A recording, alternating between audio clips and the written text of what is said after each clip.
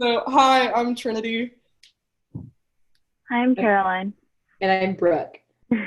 and this And is our project on online versus on-campus education.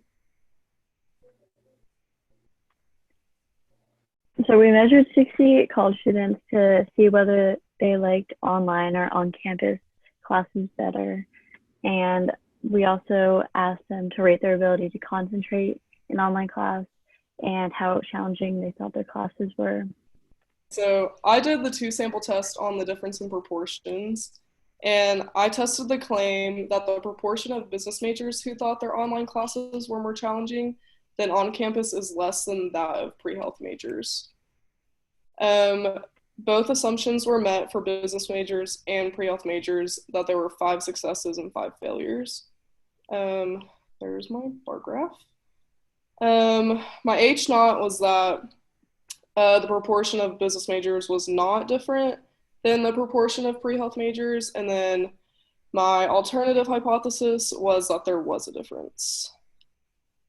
My test statistic ended up being negative 0.35, and with a p-value of 0.73, I failed to reject HO. And at the alpha level 0.05 and a p-value of 0.73, there was not significant evidence to suggest that the proportion of business majors who thought online classes were more challenging is less than that of pre-health majors. I tested the claim to see if people's ability to concentrate in class is linearly correlated to how challenging the class was. I found that we don't have sufficient evidence to prove this claim because our p-value was 0.37, which is greater than our alpha at 0.05. And r squared in this case would be 0.01, which is 1%, which also proves our claim or fails to prove our claim that they're linearly correlated because it's saying that only 1% of the ability to concentrate is explained by how challenging the class is. And you can also see by the scatter plot that it really doesn't look linearly correlated. And every time the class was rated a 0 for challenging, it was rated a 2.6 in the ability to concentrate. And this, of course, is extrapolation because we didn't have anyone rate it a 0. And every time the class was rated 1 out of 10 higher for how challenging it was rated 0.11 points higher for ability to concentrate.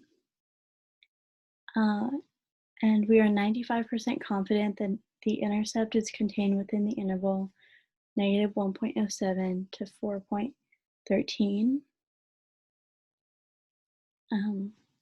We are also 95% confident that the slope is contained within the interval 0.139 and 0.339. And these agree with our hypothesis test. Okay, so I did the two sample hypothesis test. For some reason, there it is. So I tested the claim that the mean score of how academically challenging online classes are is different for female and male students. So based off of the histograms, I couldn't really tell if the data was normally distributed. The male histogram looked a little more normally distributed, but the female one obviously was a little sporadic. But since N was greater than 30, I proceeded with caution in conducting my test as well. So my null hypothesis was that the mean amount of male, or the mean scores for male was not different than the mean scores for female, and my alternate hypothesis that it was different. So my test statistic ended up being 1.61, and with a p-value of 0.11, I decided to fail to reject the null hypothesis. So at the alpha level, 0.05, and with a p-value of 0.11, there is not sufficient evidence to suggest that the mean score of how academically challenging online classes are is significantly different for female or male students.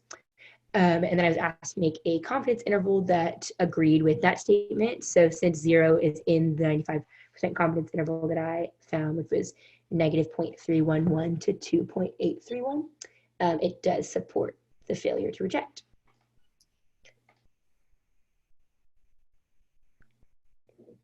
So overall, we found that the majority of the students that participated in our survey, regardless of their gender, classification, university, or major, felt that online learning was in multiple aspects worse than on-campus learning.